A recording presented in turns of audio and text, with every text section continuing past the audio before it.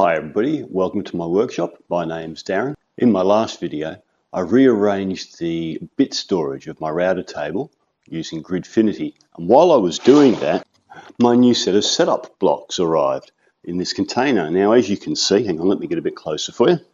I bought this one on Amazon because my previous set of setup blocks just didn't have enough in it. Good little box, but and you know, the ones in there are very good, but just not enough of them. So I bought this one from Amazon to expand, but the problem is with this, if you have a look at it, is just so much wasted space in the box. I mean, it's a lovely box, nicely laid out, all nicely padded, you know, not knocking it, it's a great box, but it just doesn't fit in with my measuring and marking storage system in my drawers. The box literally wouldn't fit. So, following on from the Gridfinity, I've rearranged my measuring and marking drawers. So it probably comes as no surprise that the first thing I made was a tray for these setup blocks. And it also fits in the old Veritas setup blocks and takes up less space than the box that one of them did. And it makes a big difference in the drawer. Let's have a look. Okay, so now I want to try and keep this video short because I am mostly just showing you the different trays I've made so you can decide which ones you may or may not want to download for yourself. So let's move on nice and quick. I've shown you the setup block tray there with all the different setup blocks in it. And if we lift that out, we can see we've got another tray underneath with the little spacer or setup blocks I made myself some time ago. And I've got a little bit of extra room in there to make some more, which I will do because they're very handy things to have. And probably in different sizes to what I have here on the top or there underneath already. Right below my setup blocks is a tray for the UG1 universal gauge from Bridge City. And if we lift that up underneath, we can see I've got my compass, my flexible ruler, and a few other bits in a tray underneath there. And the universal gauge has got obviously the universal gauge itself. Stores in there, a bit of dust. Stores in there. And I've got my pencil sharpener and some refills for my Pico-Dry up the top there. You can put whatever you wanted in that bit. Right next to it, I've got a holder for the T260 ruler, a level, and another sort of universal gauge or universal layout tool if you like. This one's got little things here for dovetails. You've seen this one before. We've got a saddle square and a bevel. There we go. And that fits nicely in there. And then underneath that, I've made a tray for my Incra rulers. So I've got here in the corner my little Incra bend rule. There's a little slot there that it sits into so it can lie without being bent. And then these two, we've got the Incra center rule and just a 30 centimeter Incra rule. And for those of you in the US who still use inches, obviously that's the same as a 12-inch rule, so that would also fit in there. Likewise, the 12-inch centering rule. You'll see also I've made finger cutouts in the various different places, so everything's easy to remove.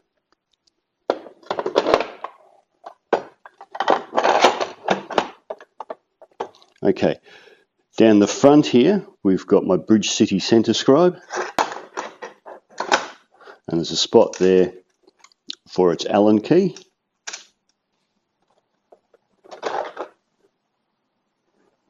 And the kerf finder also fits in there.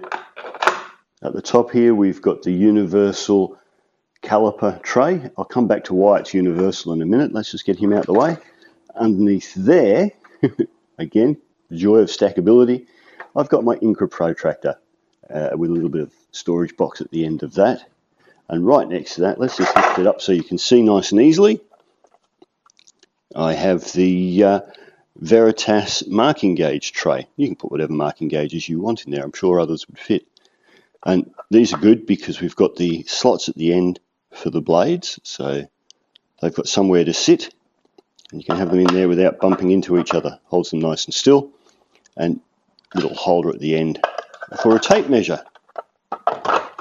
So why am I calling this a universal caliper tray? Well, I've tried to make it as generic as possible. As you can see, it fits the calipers I keep in the house. and it fits the calipers I keep out here in the workshop. And by having these big finger holes here and a little bit of extra space there, it means that, you know, if these things are in a slightly different position, that's okay.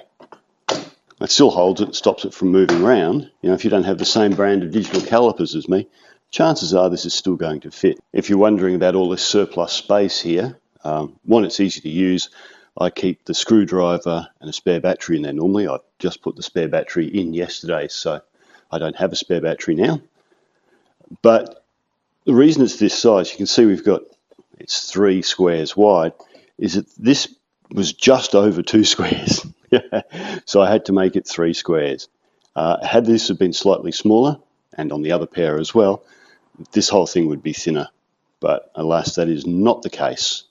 After finishing the top drawer there, I've moved on to the next drawer down. Now this isn't finished, but I don't think you're going to miss out on too much by not seeing the finished product, because for the most part, I'm just doing these generic stackable trays, as you can see. There's a few specialist trays in here. We've got the one for the Bosch laser measure and some spare batteries there.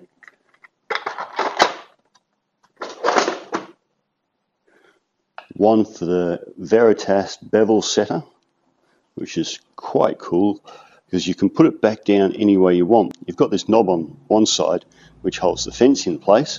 You've got to have somewhere to put it, and that's why this slot exists.